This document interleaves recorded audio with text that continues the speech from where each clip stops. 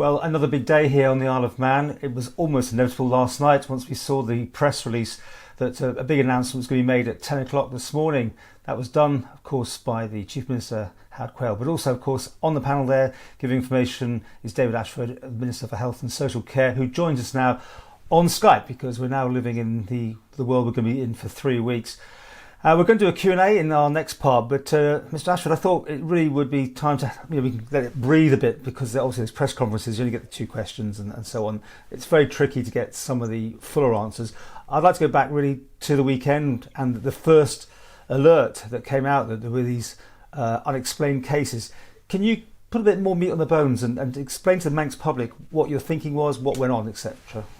Yes, so I think if we go back to that Saturday when we had the first 2 unexplained cases and the fact that we just didn't have any origin for them, we were hoping that as contact tracing continued, they may well be seen to be linked to something else. So on Saturday afternoon, after Council and Ministers had met, we immediately called a press conference, which we held at 3 o'clock that afternoon. We then advised that events should shut down. I think looking back, that was the right decision. We had widespread events going on that night. I myself was supposed to be at an event that night where there would have been an awful lot of vulnerable people. So I think now, particularly with where we find ourselves only a few days later, I think that was the right call. There was no way we could have had legal powers in place by that time because it was already late in the day. So we were honest with people and said we can't legally mandate you to close or to or to shut down your events, but we would suggest that people should do that. Then going on from that, then there was another further case identified that was an unidentified case, again with no origin source and didn't seem to link back to the other 2 unidentified either. And then from there another one appeared. Council and Ministers met yesterday morning to discuss things because at that point we were looking potentially at 4 unidentified cases. We then met again in the afternoon, and then at that point we decided we were comfortable. But then we got another 2 cases come through, which as the Chief Minister said, he was informed of around about 8:15 last night. So Council and Ministers reconvened at 9 o'clock, with the meeting finishing just after 10. Now I know people say about the timing of things and what was in the press release or wasn't in the press release. The simple fact is, I think you're damned if you do and you're damned if you don't. If people go back and they look at all the different outbreaks, I think whatever approach government takes, it's never going to please everyone. We've had occasions where we've been accused of leaving it to the next day and being criticised for that. We've had occasions where we've rushed things out and said, well, we actually don't know the full situation. And then we've been criticised for that, for saying we've gone before we've had the full facts. And then equally, we've had ones like New Year, like this occasion, where we've had to do it late at night because that's when it's emerged. And we've been criticised for putting something out late. So I think there's a balance to be struck. And we do try to communicate with the public as quickly as possible. But when you're dealing with a virus and a pandemic, it is always going to be the case that communication is never going to be completely smooth because things are changing minute by minute. Who makes a decision on what is communicated to the public? Is this through in the UK they call them spin doctors or, the media people behind the scenes, or do you take control of that? And I say the Council of Ministers, you actually decide what's going to be released? Yes, it's Council of Ministers. Council of Ministers see the press releases before they go. Council of Ministers instruct what will be in those press releases. They're drawn up by the communications team, who I'm sure have much better language than we individually would come up with in Council of Ministers and get it across to the public probably a lot better than we would. But we do direct what's in there. And like I say, we got the information out there as quickly as possible. There's always going to be speculation, and we've discussed this before about speculation on social media. Sometimes it's right. A lot of the time it's wrong, and I would always urge people to wait for formal government announcements. The Chief Minister covered off this morning. I think actually communications wise, when you compare us to a lot of other countries, we actually do quite well, I think, because you do have countries such as the UK where normally there'll be a teaser or a trail to say something big's going to be announced, but it'll be done at 5 p.m. the next day. We do try, with the Chief Minister calling a press conference at 10 o'clock immediately after he'd finished a Tynwald members briefing, so Tynwald members could be up to speed as to what was happening, was, I think, the most appropriate thing. Let's make this very clear. you don't think the public wanted to know the information, or you just didn't think they were that bothered that night? I mean, well, no, we've got to remember what was actually in the information. We came out and we said there was an issue with lower school, St Ninians, and that families should actually stay at home until contacted by 111. So that was immediate. We made clear that there was restrictions that would be brought in, and that the Chief Minister would be making a statement at 10 a.m. I think looking at the social media feed, most people probably guessed what the restrictions would be, but we had to fine tune those restrictions and make sure they were right.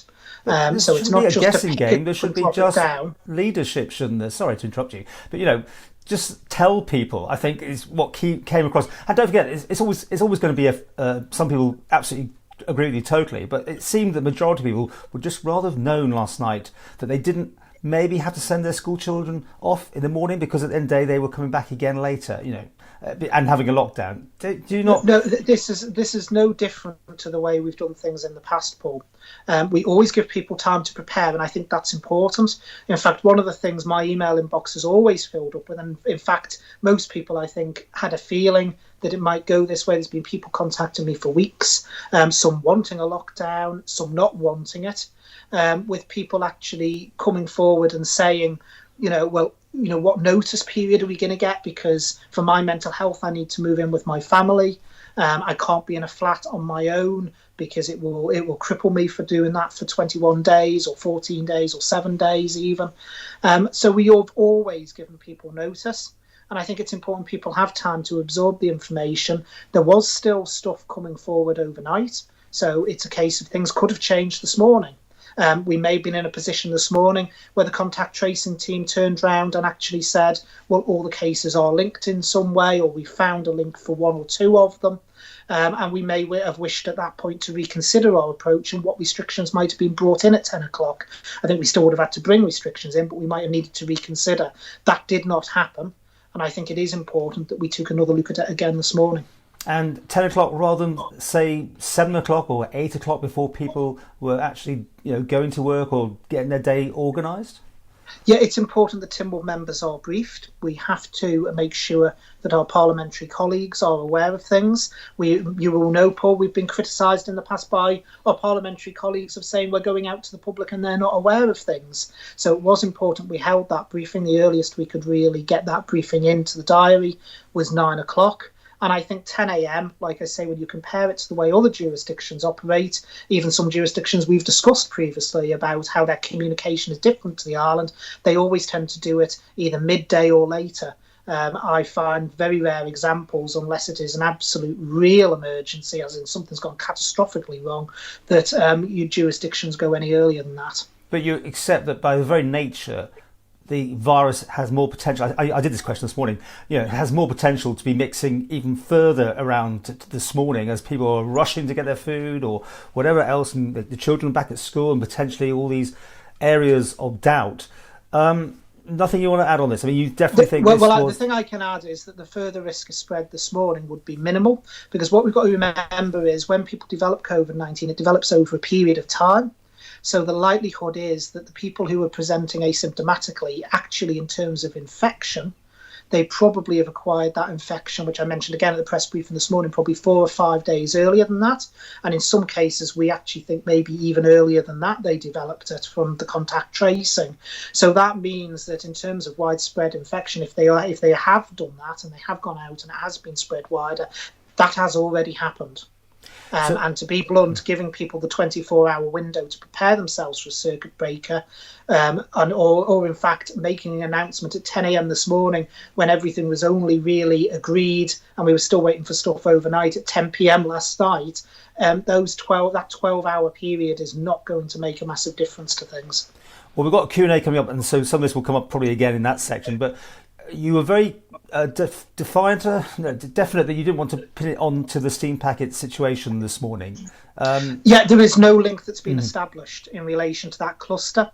There may well be cases that will turn out, maybe if there is that piece of evidence, but the likelihood is with these unexplained cases, we may never know the origin of them, because I think, as the Director of Public Health has explained on numerous occasions, there may be asymptomatic people in the transmission chain, and in fact certainly looking at the evidence of some of them, I think from my point of view, the most definitely is asymptomatic people in the chain somewhere who haven't even been aware they've had COVID-19, that have actually potentially infected and spread to those people. So I think it is important we are factual about it.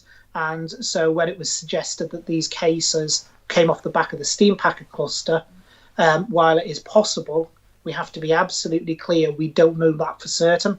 We don't know if we're dealing with one chain of transmission, or in fact we might be dealing with multiple. What we are pretty certain of is that it will more than likely be the Kent variant, because pretty much every case that we've been seeing has now been the Kent variant, and that has crossed, well, all the cases actually recently that has come back have been Kent variant, and that is now the dominant strain in the UK.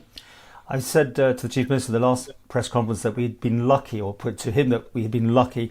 Now we're not, right? I mean, we potentially could look a bit like Guernsey situation, where they just couldn't lock it down for some time. In fact, they're still working on that at the minute, aren't they? Having a few days clear. They are. They're 5 weeks in Guernsey, and they're still working on it. It is impossible to say, Paul. As we've said, and I've said again this morning, we are looking at a 21-day circuit breaker. We will assess the position every week, as we did with the last one. If we feel we can release things early, we will. If we feel we have to release it later, then we will again.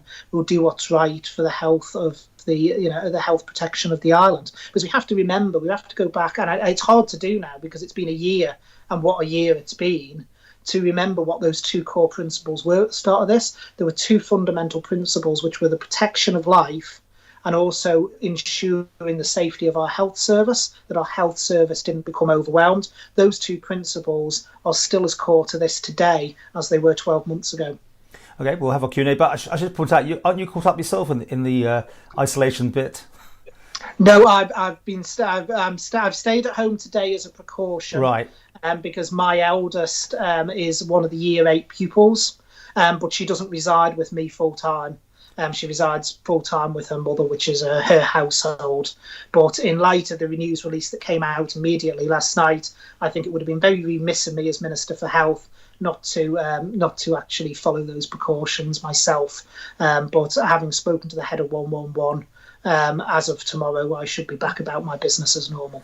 And to finish on that, then, how's 111 doing? Is it being swamped? You got enough manpower? We do have manpower we can call on. People will probably find an extended wait to get through to 111, because let's not forget they're doing all the vaccination bookings as well, and those are ramping up at the same time. So, I mean, I've got to be brutally honest, this couldn't have come at a worse time, really, as we're ramping up the vaccination programme and we're trying to deal with other things as well. But the team in 111 is a very dedicated team. They get through things very swiftly. And, of course, they're having to do all the calls to the families of Year 8 pupils as well. So it's a tough time for them. And I haven't never rung it. Forgive me. Do you ever get engaged, or is it just you get put on hold, or does it keep ringing? They get put into a queue basically. Yeah. And do you know what time lag is at the moment? And it differs, Paul. To be perfectly honest, it's like most things you ring up.